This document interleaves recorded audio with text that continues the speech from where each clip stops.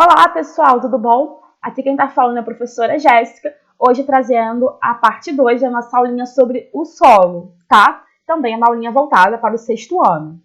Então vamos lá continuar a aprender mais sobre o solo? Então, a gente viu na aula passada a composição do solo, como ele é formado, os tipos de solo que existem, e agora a gente vai ver as modificações do solo, tá? Algumas ações podem modificar esse solo e às vezes ser prejudicial para ele. Essas modificações, elas podem ser naturais, causadas pelos fenômenos da natureza, como a chuva, o vento, ou podem ser artificiais, provocadas pelo ser humano. As modificações naturais a gente chama de erosão, tá?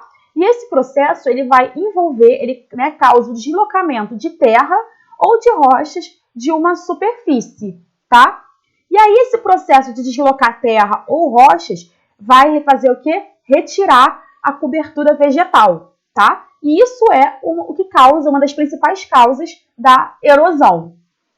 A vegetação, por que é muito ruim retirar essa cobertura vegetal, professora? Porque a vegetação, ela oferece consistência ao solo. Por quê? Porque as raízes dos vegetais que estão ali vão absorver a água, não deixando que ela se infiltre no solo.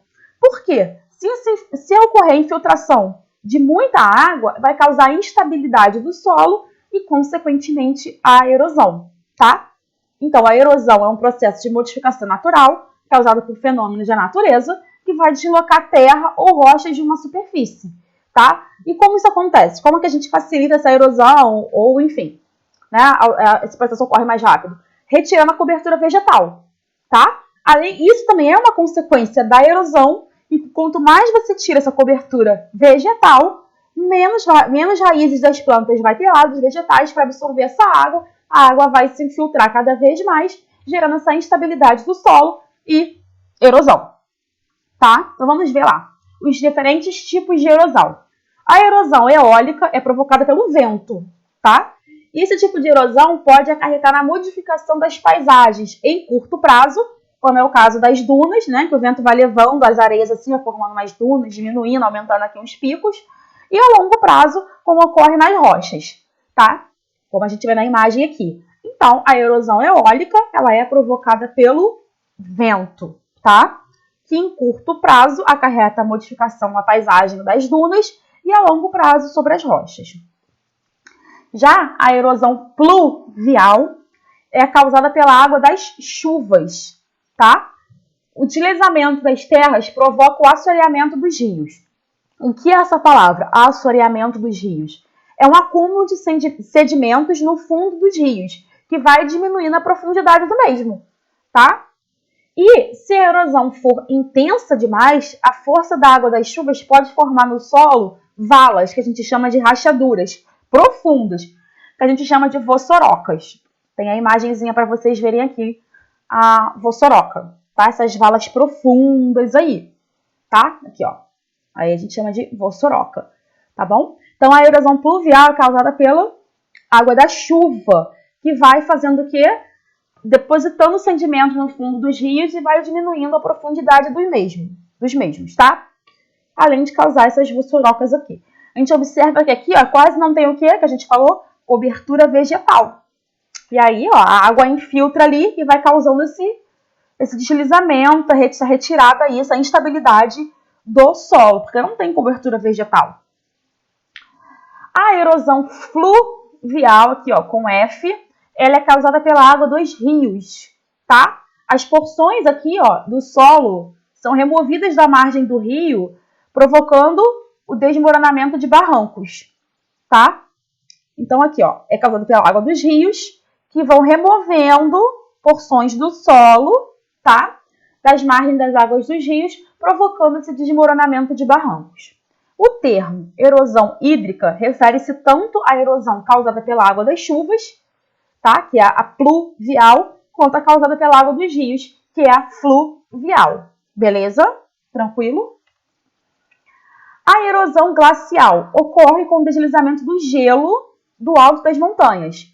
Durante seu movimento, o gelo é atritado contra as rochas, desgastando-as, tá? Eu trouxe essa imagem aqui, mas assim, é só a gente pensar também no alto da montanha, que tem gelinho lá, ele vai deslizando e aí vai atritando contra as rochas e vai desgastando elas.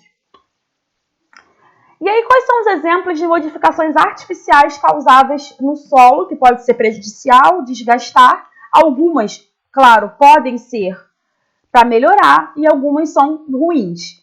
Tá? E essas são causadas pelos seres humanos. Por exemplo, nós temos as ruins, que são as queimadas, o desmatamento e a monocultura. A monocultura nada mais é do que ficar plantando a mesma coisa sempre no solo. Por que isso é ruim? Porque ele vai retirando sempre os mesmos nutrientes do solo. Então, como que a gente pode melhorar isso? Fazendo aqui essas práticas boas de manejo do solo, rotação de cultura. Você vai, uma hora você planta ali milho, depois você planta feijão, para poder esses nutrientes não ficarem sendo desgastados, tá? Então, coisas ruins para o solo. As queimadas, eu não preciso nem explicar o quanto a queimada é prejudicial para o solo, para os animais, para a fauna, para a flora, para tudo, até para a gente mesmo que está inalando essa fumaça. O desmatamento também, né, que acaba tirando essa cobertura vegetal, deixa os animais sem as suas casas, é extremamente prejudicial. E a monocultura porque retira muito nutrientes específicos do solo. E a gente vai ter essas práticas de manejo do solo, como a rotação de cultura, tá?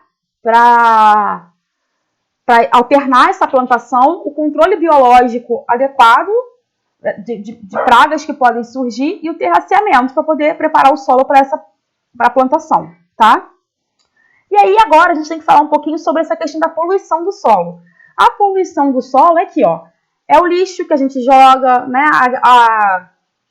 A garrafa que a gente descarta pela janela do ônibus, tudo isso é prejudicial para o nosso solo, tá? Porque em algum momento ele vai parar aqui, ó, nesses ambientes assim. Então, nada de jogar lixo pela janela, guarda, não tem lixeira perto, guarda na bolsa até chegar em casa ou até ver um lixo. Nada de descartar tampinha de garrafa, chiclete, bala, nada. O mínimo que seja é prejudicial para o nosso solo, tá? Ele vai acarretar essa poluição grande no solo, vai acarretar em problemas, que a gente também vai ver mais na frente, problemas de saúde, traz doenças, traz animais, né, que ninguém gosta, barata, enfim. Então, nada de poluir o nosso solo, tem que preservar, cuidar. Cuidado com o descarte mesmo do lixo.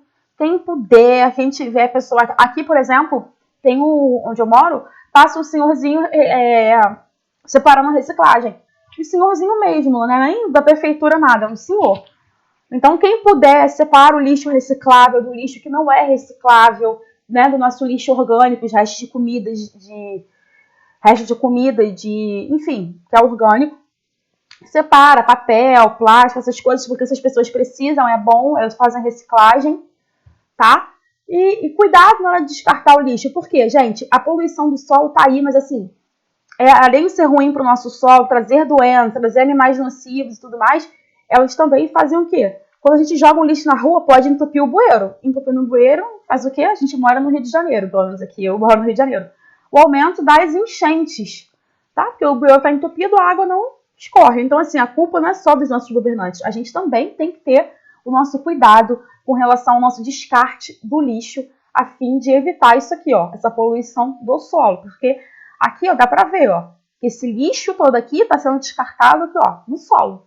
Diretamente no solo, sem nenhum preparo, sem nenhum trato desse lixo ali, poluindo, contaminando o nosso solo. Beleza, pessoal? Então vamos ter mais cuidado, mais consciência, guardar o nosso lixinho para ser descartado em casa.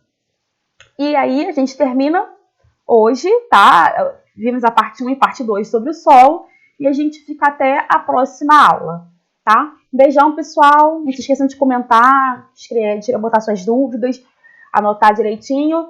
E um beijão e até a próxima. Tchau, tchau!